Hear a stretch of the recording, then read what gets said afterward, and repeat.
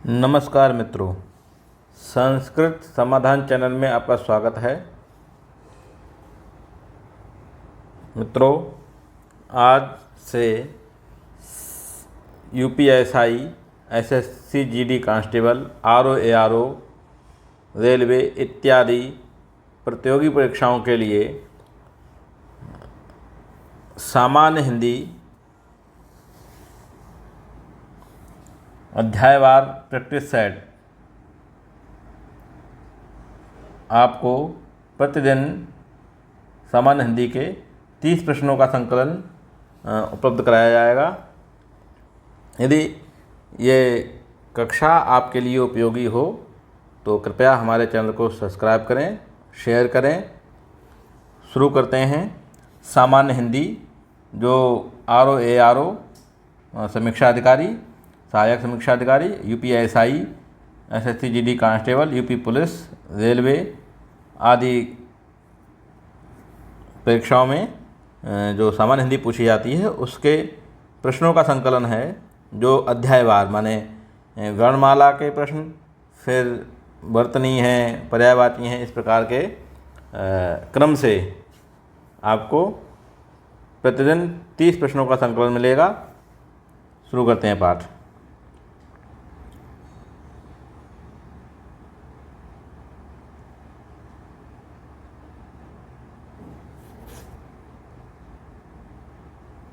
पहला प्रश्न है, वर्णों का व्यवस्थित समूह क्या कहलाता है? वर्णों का व्यवस्थित समूह क्या कहलाता है? तो क्या कहलाता है? का नंबर है शब्द समूह कहलाता है, वर्णों का संकलन कहलाता है, या शब्द गणना कहलाता है, या वर्णमाला कहलाता है। तो शब्दों का समूह नहीं कहलाता है। अर्थात वर्णों का संकलन कहलाता है, ये भी नहीं कहलाता है। या शब्द गणना कहते हैं, ये भी नहीं कहते हैं। वर्णमाला, वर्णों का व्यवस्थित समूह क्या वर्णमाला कहलाता है? क्या कहलाता है? वर्णमाला कहलाता है। वर्णों का व्यवस्थित जो समूह है वो वर्णमाला कहलाता है। ठीक है, आगे चलते हैं।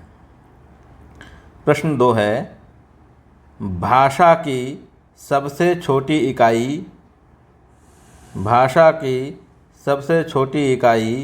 क्या है? या सबसे छोटी क्या इकाई है? तो भाषा की सबसे छोटी इकाई क्या व्यंजन है? तो नहीं है। शब्द है? ये भी नहीं है। वर्ण है या वाक्य है? तो वाक्य भी भाषा की सबसे छोटी इकाई नहीं है। क्या है? व्यंजन भाषा की सबसे छोटी इकाई है। भाषा की सबसे छोटी इकाई क्या है? वर्ण क्या है? भाषा की सबसे छोटी इकाई कहलाता है। ठीक है, अगला प्रश्न है प्रश्न 3 है, अक्षर किसे कहते हैं? अक्षर किसे कहते हैं? तो किसे कहते हैं? क्या व्यंजनों को कहते हैं? नहीं, केवल व्यंजनों को अक्षर नहीं कहते हैं। स्वरों को कहते हैं, ये भी गलत है। संयुक्त व्यंजनों को कहते हैं? नहीं। तो फिर व्यंजन कहते किसे हैं? अक्षर किसे कहते हैं? व्यंजन और स्वरों के संयुक्त रूप को किसको कहते हैं? व्यंजन और स्वरों के संयुक्त रूप को अक्षर कहते हैं। ठीक है, अगला प्रश्न है, हिंदी में स्वरों की संख्या कितनी है?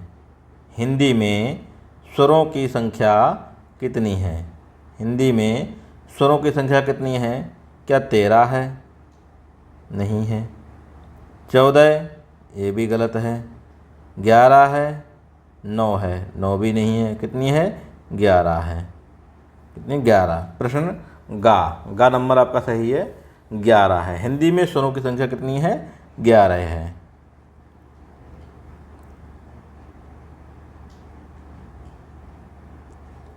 जिन वर्णों का उच्चारण स्वतंत्र रूप से होता है उन्हें क्या कहते हैं? जिन वर्णों का उच्चारण स्वतंत्र रूप से होता है उन्हें क्या कहते हैं? क्या वाक्य कहते हैं? नहीं कहते हैं। संयुक्त व्यंजन कहते हैं? नहीं कहते हैं। स्वर कहते हैं स्वतंत्र रूप से जिसमें किसी की सहायता न ली जाए, या ये स्वर कहते हैं।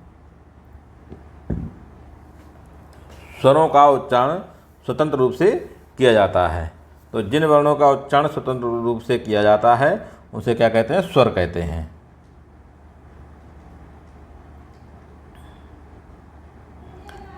प्रश्न 6 है, हिंदी में कुल वर्णों की संख्या कितनी है? हिंदी में कुल वर्णों की संख्या कितनी है? कितनी है? 51 है? गलत है, नहीं है। कितनी है? 52 है, 62 है अथवा 11 है? तो 62 भी नहीं है। 52 है। हाँ, कुल हिंदी में कुल वर्ण जो है व्यंजन और स्वर, स्वर प्लस व्यंजन, व्यंजन दोनों मिलकर कितने हैं? 52 होते हैं। 11 हैं, 11 व्यंजन नहीं होते, 11 वर्णों की संख्या नहीं है, 11 स्वर होते हैं। कितने हैं? 11 स्वर होते हैं। स्वर कितने होते हैं? 11 होते हैं। कुल संख्या कितनी है? तो 52 है। कुल संख्या कितनी है? 52 है। ठीक है, आगे चलिए। प्रश्न 7 है, वर्णमाला में स्पर्श व्यंजनों की संख्या होती है। स्पर्श व्यंजनों की संख्या कितनी होती है? वर्णमाला में स्पर्श व्यंजनों की संख्या होती है। कितनी होती है? 21 होती है, 23 होती है, 25 होती है या 33 होती है? स्पर्श व्यंजन का से लेकर मा तक के कितने व्यंजन हैं? 25 व्यंजन होते हैं।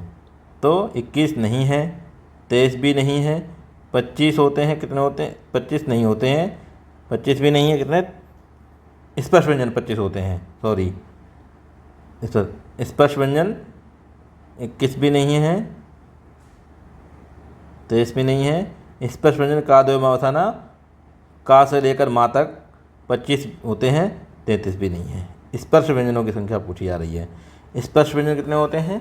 25 होते हैं।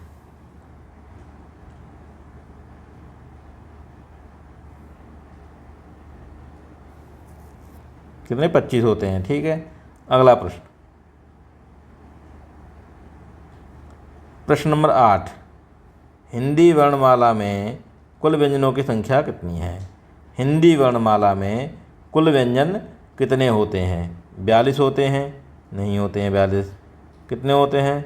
33, 52, 49। 49 भी नहीं होते हैं। 52 कुल वर्णों की संख्या है। और कितने हैं? 33 कुल व्यंजन कितने हैं? 33 कुल व्यंजन होते हैं और 52 कुल वर्ण होते हैं। कुल वर्ण, संपूर्ण वर्ण, स्वर और व्यंजन मिला करके कुल 52 वर्ण होते हैं। लेकिन यहाँ पूछा गया है कुल व्यंजन कितने होते हैं? तो 33 होते हैं। कितने होते हैं? 33 होते हैं।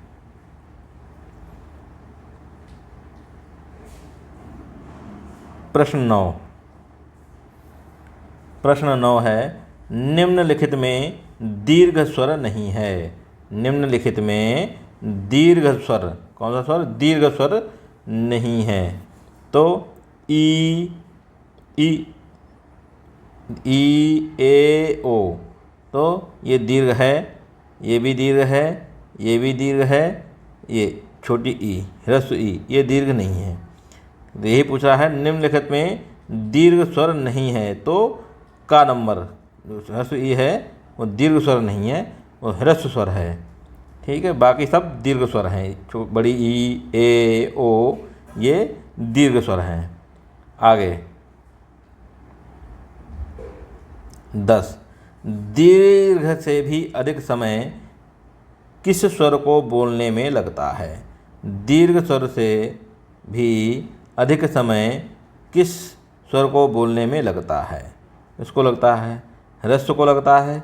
दीर्घ से भी अधिक, तो ह्रस्व को दीर्घ से कम लगता है। ह्रस्व को दीर्घ से भी कम लगता है, दीर्घ से कम लगता है, कम लगता है। अनुनासिक स्वर को भी कम ही लगता है। ठीक, दीर्घ स्वर को तो दीर्घ स्वर ही है। दीर्घ स्वर से भी अधिक दीर्घ किसमें? प्लुत स्वर होते हैं। जैसे बोलते हैं ओ, इसके आगे 3, ये प्लुत ओ हो गया। प्लुत ओ का जो उच्चारण होगा वो दीर्घ से भी अधिक देर तक होगा। ठीक है, दीर्घ स्वर से भी अधिक समय जिस स्वर को लगता है वो प्लुत स्वर होता है। क्या होता है? प्लुत स्वर होता है। ठीक है। ओम, इस शब्द में कौन सा स्वर है? इस शब्द में कौन सा स्वर है? इस ह्रस्व स्वर है? नहीं है। दीर्घ स्वर है? नहीं है। अर्ध स्वर है? नहीं है। क्या है? प्लुत। प्लुत स्वर है। कौन सा स्वर है? प्लुत, 3 मात्राओं वाला। तो जो ओ है इसमें, ओ ये 3 मात्राओं वाला है। कितनी है? 3। ओ ह्रस्व का 3 गुना। जैसे आ लिखेंगे, आ का 3 गुना हो जाएगा तो ये प्लुत आ हो गया। इसी प्रकार से ओ दीर्घ होता है, इसका ह्रस्व नहीं होता है लेकिन प्लुत होता है। तो 2 गुने का भी 1 अधिक, माने ह्रस्व का 3 गुना समय ओ को बोलने में लगेगा, वो प्लुत स्वर कहलाता है। ठीक है, प्लुत स्वर है। तो ओम में जो ओ है वो प्लुत वाला है, प्लुत ओ।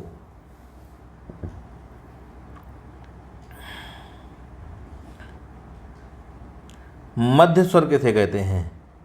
मध्य स्वर किसे कहते हैं? मध्य स्वर किसे कहते हैं? ऊ को कहते हैं? नहीं। ए को कहते हैं? नहीं। ई को मध्य स्वर। ये आ जो है मध्य स्वर कहा जाता है। आ को मध्य स्वर कहा जाता है। उच्चारण, प्रश्न 13 है, उच्चारण की दृष्टि से स्वर कितने प्रकार के होते हैं? उच्चारण की दृष्टि से स्वर कितने प्रकार के होते हैं? 4 प्रकार के होते हैं? नहीं होते हैं। कितने प्रकार के होते हैं? 2 प्रकार के होते हैं? नहीं। ह्रस्व दीर्घ, ह्रस्व दीर्घ प्लुत। ह्रस्व दीर्घ 3 प्रकार के होते हैं, 6 के भी नहीं होते हैं। ह्रस्व दीर्घ 3 प्रकार के होते हैं, वो ह्रस्व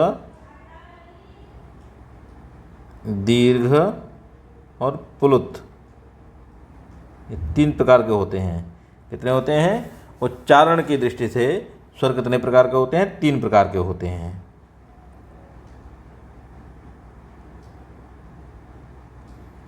स्वरों के उच्चारण में लगने वाला समय क्या कहलाता है? स्वरों के उच्चारण में लगने वाला जो समय है वो क्या कहलाता है? समय की बात हो रही है। हाँ, वो क्या कहलाता है?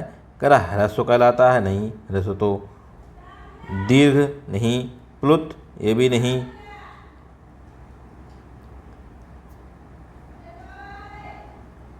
क्या कहलाता है? मात्रा। क्या कहलाता है? मात्रा कहलाती है। क्या कहलाता है? मात्रा। लगने वाला जो समय है, समय को मात्रा कहा जाता है। क्या कहा जाता है? स्वरों के उच्चारण में लगने वाला समय क्या कहलाता है? ह्रस्व भी नहीं कहलाता है, दीर्घ भी नहीं, प्लुत भी नहीं। क्या कहलाता है? मात्रा कहलाता है। मात्राएं होती हैं ना, ह्रस्व मात्रा, दीर्घ मात्रा, प्लुत मात्रा, इस प्रकार से होती हैं। ठीक है। 15 प्रश्न। ओ औ का उच्चारण स्थान क्या है?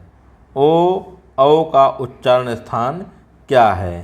कंठ है? जी नहीं, कंठ नहीं है। दंत है? खा नंबर, दंत भी नहीं है। गा नंबर, गा भी नहीं है। तालु भी नहीं है। क्या है? कंठोष्ठ। क्या है? कंठोष्ठ। ओ और औ कंठ और ओठ से बोले जाते हैं। कंठ से और ओष्ठ से बोल के देखिए। ओष्ठ, कंठ से आवाज़ आ रही है और ओष्ठ भी चल रहे हैं, दोनों काम हो रहे हैं। तो ओ औ का उच्चारण स्थान कंठोष्ठ है। ठीक है। प्रश्न 16 है, निम्नलिखित में से किस वर्ण का उच्चारण स्थान कंठ तालु है? कंठ और तालु है।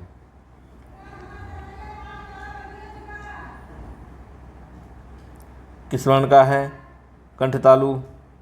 आ का है? नहीं है। ई का है? ए का है? नहीं है। ओ का है?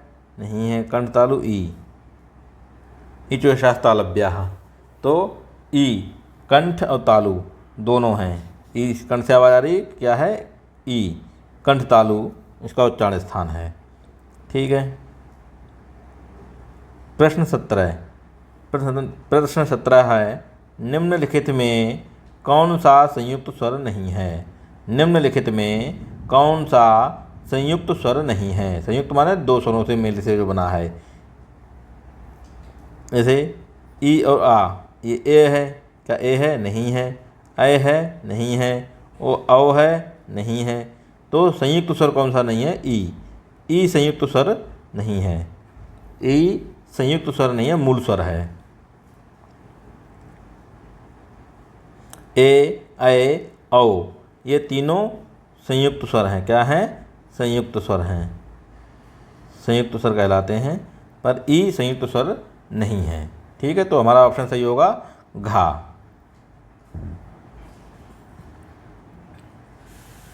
वर्णमाला के अनुसार ह्रस्व दीर्घ प्लुत क्या है? वर्णमाला के अनुसार ह्रस्व दीर्घ प्लुत क्या है? स्वर हैं। हाँ, स्वर भी होते हैं वैसे तो, लेकिन क्या है? क्या ह्रस्व दीर्घ प्लुत किसे कहते हैं? क्या कहलाते हैं? तो स्वर नहीं है। क्या व्यंजन है? ये भी नहीं है। विसर्ग है? नहीं है। क्या है? मात्रा है। ह्रस्व दीर्घ प्लुत मात्राएं हैं। क्या है ये? मात्रा है। तो हमारा प्रश्न 18 प्रश्न का विकल्प होगा घा सही। क्या चौथा विकल्प घा नंबर सही होगा। ठीक है। प्रश्न 19 कौन से शब्द में अनुनासिकता है? कौन से शब्द में अनुनासिकता है? ठीक है, तो क्या कंचन? नहीं है, कंचन में अनुनासिकता नहीं है, क्यों? का जो का के ऊपर बिंदी लगाई गई है वो इस कंचन ये यहाँ होता। क्या है? यहाँ की जगह बिंदी लग गई है। ऐसी कंगन, कंगन में अंगा की जगह बिंदी लगी हुई है। ठीक है। कंठ, कंठ में आधा अणा होता है बिंदी की जगह पर। कांटा, कांटा में का के ऊपर चंद्र बिंदु है, वो क्या है? वही अनुनासिक है। क्या है? कांटा, ये अनुनासिक है। ठीक है, तो कंचन भी नहीं है, कंगन भी नहीं है, कंठ भी नहीं है, कांटा। कांटा क्या है?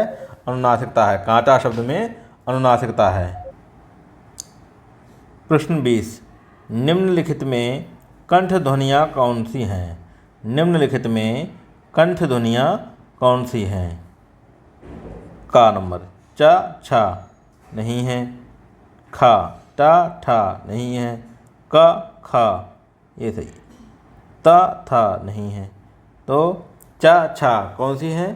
चा छा ये तालव्य ध्वनियाँ हैं, तालु वाली, तालु ध्वनियाँ।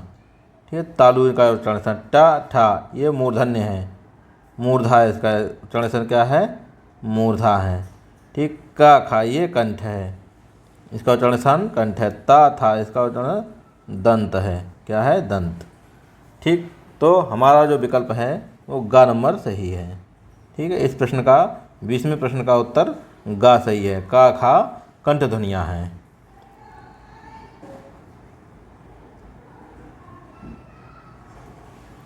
श का उच्चारण स्थान क्या है? श का उच्चारण स्थान क्या है?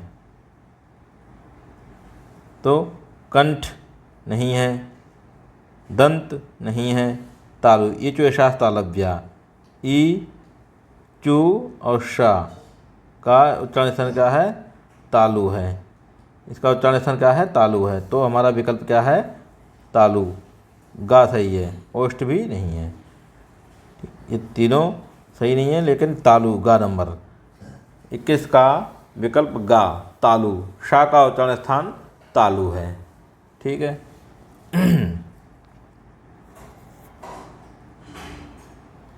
प्रश्न 22 चा वर्ग की ध्वनियों का उच्चारण स्थान क्या है? चा वर्ग, चा वर्ग में चा, छा, जा, झा और या, ये 5 वर्ण आते हैं चा वर्ग में। इनका उच्चारण स्थान क्या है? क्या कंठ है? नहीं है कंठ। दंत है? नहीं है। मूर्धा है? तालु है? हाँ तालु है। इचु शास तालव्या, क्या है? इचु, चू माने चा वर्ग, चा वर्ग। ठीक, और शा, इनका उच्चारण स्थान क्या है? तालु है। क्या है? तालु है। तो मूर्धा है, नहीं है। हमारा विकल्प क्या है? 22 नंबर का गा नंबर सही है। गा, विकल्प गा सही है। तालु, चा वर्ग की ध्वनियों का उच्चारण स्थान क्या है? तालु है।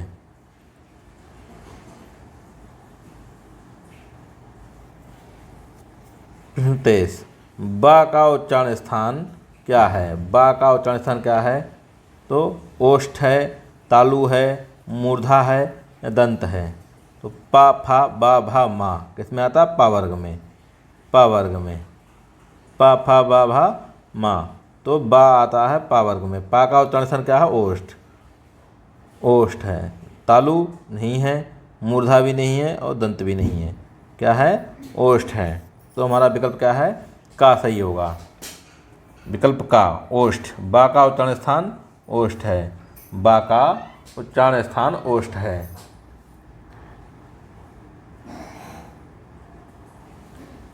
प्रश्न 24 है, निम्नलिखित में अंतस्थ व्यंजन कौन से हैं? निम्नलिखित में अंतस्थ व्यंजन कौन से हैं? विकल्प का है चा छा जा, खा है टा ठा डा, गा नंबर है पा फा बा, घा है या रा ला। तो इनमें से अंतस्थ व्यंजन कौन से हैं? चा छा जा नहीं, ये कौन से हैं? तालु व्यंजन है। तालव्य, तालव्य व्यंजन है। टाठा मूर्धन्य है। क्या है? मूर्धा का स्थान है मूर्धन्य, मूर्धन्य व्यंजन है। पाफावा ओष्ठ व्यंजन है। ओष्ठ, ठीक। तो यार आला, यह है अंतस्थ, अंतस्थ व्यंजन है। तो क्या है? का नहीं है, खा भी नहीं है, गा भी नहीं है, ये घा, घा नंबर सही है। 24 प्रश्न का घा नंबर विकल्प सही है।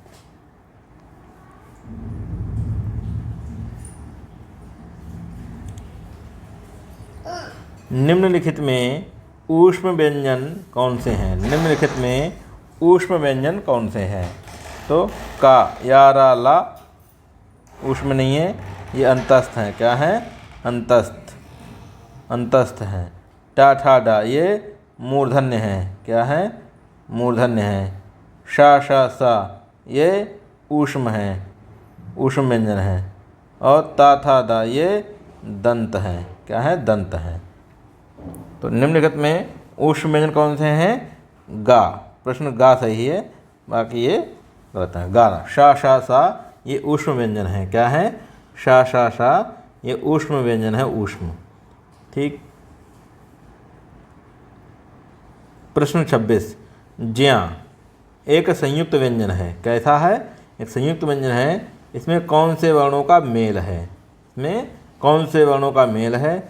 तो प्रश्न का नंबर है आधा ता, आधा रा प्लस आ, ये हो जाएगा त्रा। क्या हो जाएगा? त्रा। आधा दा, खा नंबर है आधा दा, आधा या और आ मिलकर हो जाएगा द्या। द्या क्या हो जाएगा? द्या। आधा जा, आधा या और आ मिलकर हो जाएगा ज्या। आधा का, आधा शा और आ मिलकर हो जाएगा क्षा। क्या हो जाएगा? क्षा। तो ज्या की बात हो रही है यहाँ, ज्ञा की। तो क्या है? आधा जा, आधा या और आ ये मिलकर बना है। ये भी नहीं है, खा भी नहीं है, घा भी नहीं है। क्या है? 26 का विकल्प गा है। विकल्प आधा जा, आधा या और आ मिलकर बना है ज्ञा, ज्या। दो व्यंजन एक साथ मिलते हैं तो क्या कहलाते हैं? दो व्यंजन एक साथ मिलते हैं तो क्या कहलाते हैं? अंतस्थ व्यंजन कहलाते हैं? नहीं, अंतस्थ नहीं कहलाते हैं, क्योंकि या रा ला वा ये अंतस्थ व्यंजन है, ठीक। ऊष्म व्यंजन कहलाते हैं? नहीं। तो शा शा सा ये अंतस्थ व्यंजन है। संयुक्त व्यंजन, घोष व्यंजन भी नहीं कहलाते हैं। क्यों? घोष भी नहीं है। संयुक्त व्यंजन क्या कहलाते हैं? संयुक्त व्यंजन, संयुक्त। तो हमारा विकल्प कौन सा? गा सही है। 27 का गा सही है।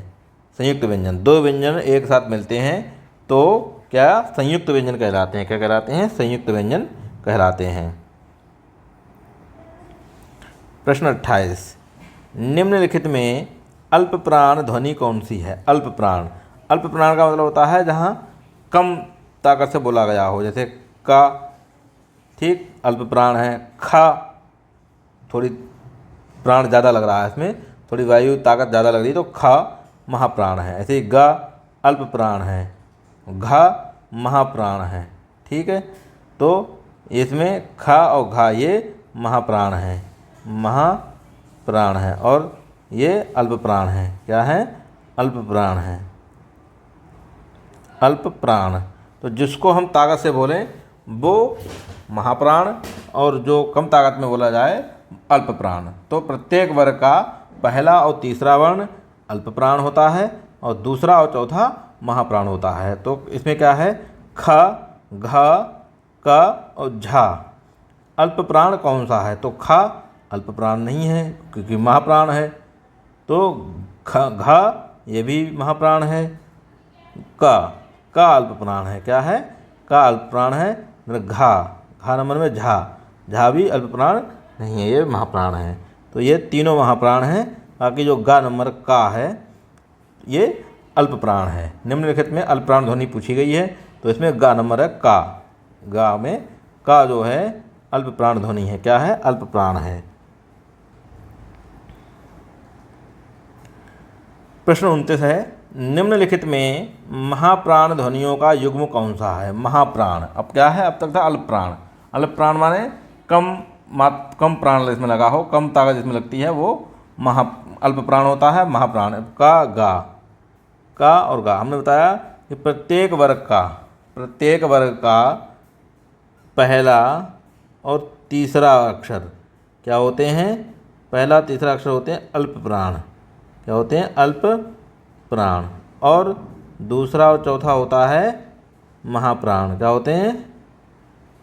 महाप्राण। ठीक, तो का, गा ये क्या है? अल्प प्राण। चा, जा क्या है? अल्प प्राण। छा और झा ये महाप्राण है। तो ये पूरा महाप्राण ध्वनियों का युग्म माने जोड़ा।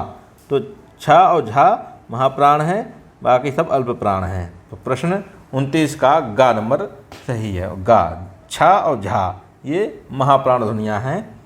ठीक, निम्नलिखित में कौन सा कथन अशुद्ध है? ज्या का उच्चारण परंपरा से भिन्न हो गया है।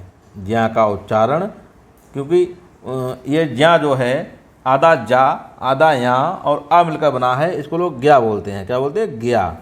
लेकिन यह है क्या? ज्या।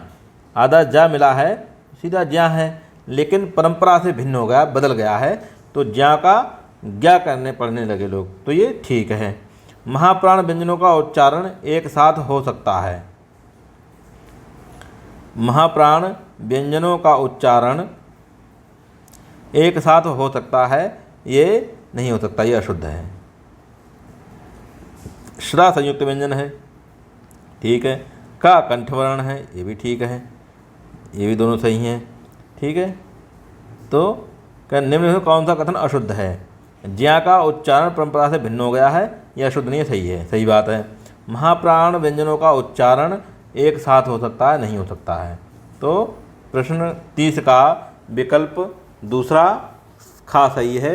महाप्राण व्यंजनों का उच्चारण एक साथ हो सकता है तथा नहीं हो सकता है, एक साथ नहीं हो सकता है, इसलिए अशुद्ध क्या है? खा नंबर अशुद्ध है, बाकी तीनों शुद्ध हैं, ठीक है। आज की कक्षा यहीं पर समाप्त होती है। अब कल आपको नेक्स्ट वीडियो 30 प्रश्नों की वर्णमाला से ही मिलेगी। हमारे चैनल को अगर आपके लिए ये वीडियो उपयोगी हो आपके लिए, तो हमारे चैनल को सब्सक्राइब करें, शेयर करें, और यदि कोई समस्या हो तो हमें कमेंट करके बता सकते हैं। धन्यवाद।